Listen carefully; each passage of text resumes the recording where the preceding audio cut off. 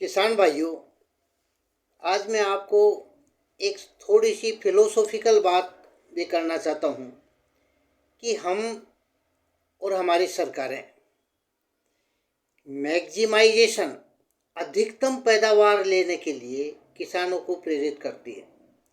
और मैं जिस एरिया में, जैसे गंगानगर और जो इरिगेटेड जो एरिया है उसमें जाता रहता हूँ, तो वहाँ जिस किसान से भी पूछो तो वो कम से कम जो प्रति हेक्टेयर गेहूं की पैदावार 50 क्विंटल प्रति हेक्टेयर बताता है कि इतनी हो जाएगी या इससे भी ज़्यादा होगी।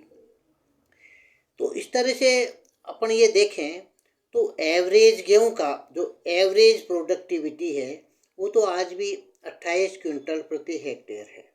ऐसे चावल की भी 28-29 क्विंटल प्रति हेक्टेयर है। तो ऐसा कौन सा एरिया है जिसमें 10-12 क्विंटल प्रति हेक्टेयर की पैदावार होगी, किसी में 15 हेक्टेयर की होगी।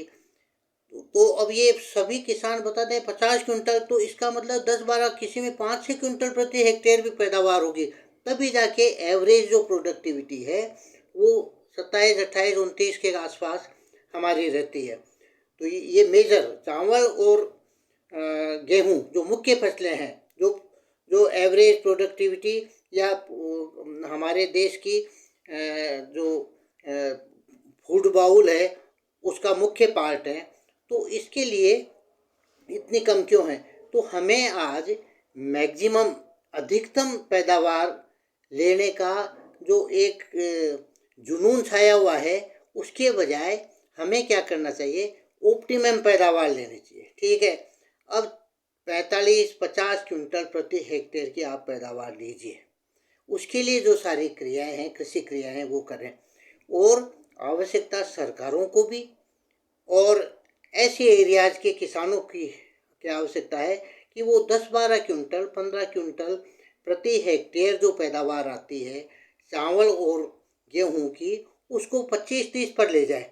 तो इस तरह से हमें हमारी जो प्रोडक्टिविटी है, पर हेक्टेयर प्रोडक्शन है, वो 28 से बढ़ के और 35-40 हो जाए। इस तरह से हम हर साल अगर इस प्रोडक्टिविटी को उन एरियाज जिनमें प्रोडक्टिविटी कम है, उन एरियाज में अच्छी प्रोडक्टिविटी लाके इस एवरेज को बढ़ाते रहेंगे, तो हमें हमारे किसानों को जो मैक्सिमाइजेशन के लिए तरफ जा रहे हैं, जो अधिकतम पैदावार लेने की तरफ जा रहे हैं, उनसे एक तो बच जाएंगे।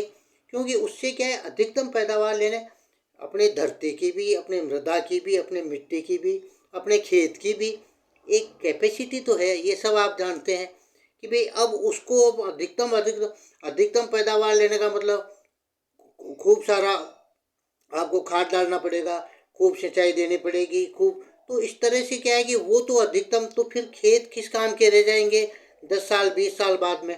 तो उनको हम अधिकतम पैदावार लेने के बजाय ऑप्टिमम पैदावार लें।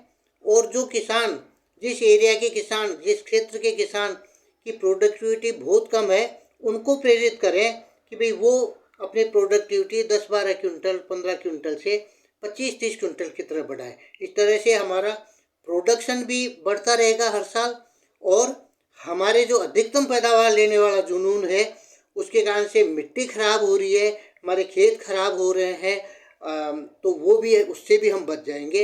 यही मेरा आज की सलाह है कि आप अधिकतम पैदावार लेने के बजाय ऑप्टिमम पैदावार लें, जो अपने खेत की कैपेसिटी है उससे ज़्यादा नहीं जाए।